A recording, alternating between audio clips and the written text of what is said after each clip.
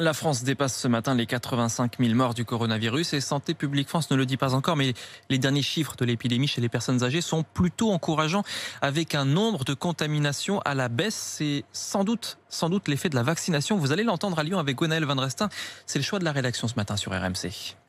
Madeleine est rassurée. À 94 ans, cette résidente d'un EHPAD dans les Yvelines se réjouit du recul du Covid chez les personnes âgées. Quand même, c'était le but. On n'avait qu'une idée en tête, le vaccin. Je pense qu'on va être de ce côté-là tranquille. 47% de décès en moins et une baisse de 40% des contaminations en seulement un mois dans les EHPAD, grâce en partie au vaccin, selon le docteur Gaël Durel, le représentant de l'association des médecins coordonnateurs. Les données sont plus qu'encourageantes et on peut penser en effet que c'est déjà l'effet de la vaccination donc chez ces résidents-là qui leur permettent donc d'éviter à la fois les formes graves et à la fois de continuer à transmettre pour les autres résidents non vaccinés. Une éclaircie qui permet de réfléchir à un assouplissement des restrictions. Yann Reboulot est le président d'un groupe de maisons de retraite. Ça permet effectivement d'envisager ce retour des proches, le retour en chambre, pouvoir rétablir pour nos résidents une vraie communication. Mais attention, le gouvernement n'envisage aucune décision avant plusieurs semaines, le nombre de clusters en EHPAD étant encore trop important.